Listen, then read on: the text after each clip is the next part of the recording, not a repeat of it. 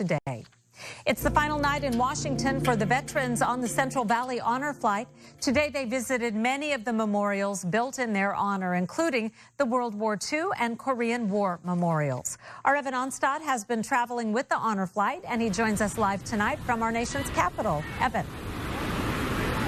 Stephanie, many of the veterans that came out here brought with them to Washington 6 or 7 decades of pent-up emotions, and a lot of that came out today in places like the World War II Memorial here. But there was also a lot of smiles, some fond memories, and gratitude shown from the younger generations to the greatest generation. Nice to meet you. Nice to meet you. Sir, good morning. Thank you so much for your service, sir. Thank you. A beautiful sunrise at Iwo Jima, the U.S. Marine Memorial. A good time for handshakes and memories. The waves, the swells were going up, and we could look around for miles. And then they would go down, and we'd be down in these swells with nothing but water around us. How did you do with that? Well, you just deal with it. 68 veterans from the Central Valley made a whirlwind tour Tuesday of the memorials built for them. After Iwo Jima, a group picture at the World War II Memorial.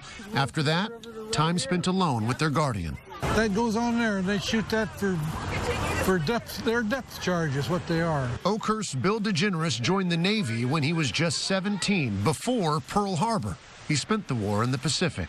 I lost quite a few of my friends. That's it. I came home completely unscathed. A lot of my friends didn't. Fresno's Bill McGlasson began his service 3 months after World War II ended and was then called back to fight in the Korean War. He walked through both tours without a scratch, something that bugs him to this day. The 91st Psalm, it says, God will shield you with his wings. He will shelter you with his feathers. His faithful promises will be your armor and your protection. And I've leaned on that all my life. From the World War II Memorial to the Korean War Memorial, veterans like Atwater's Joe Biscaglio had a tough time letting go of old wounds. There's no closing. Wounds that never really healed. The least we can do is be here and honor these troops that fought for our freedom in this wonderful United States of America. Thank you so much for your service. But at each stop, these veterans were thanked, many given handwritten letters by kids. I don't know if I have it upside down or right side up. A reminder that even if they cannot forget the past, the rest of us will never forget as well. And tomorrow, these veterans are going to be packing their bags for that return flight to Fresno, but we still have one important trip to make. We're going to be going to Arlington National Cemetery in the morning.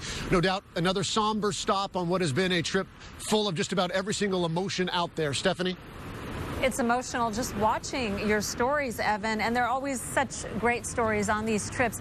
Have there been any reunions that you've witnessed? You know, when we think about reunions, we think about maybe people who are reuniting who served together. But a reunion that I found was between 3 friends who grew up together in Fresno, went to the same grade school, haven't seen each other in decades. They didn't even know they were going to be on the same trip, but here they are. It's like nothing ever changed, and you're going to see a little bit more of that tonight at 11 o'clock. Looking forward to it, Steph. So are we. Evan, thanks so much.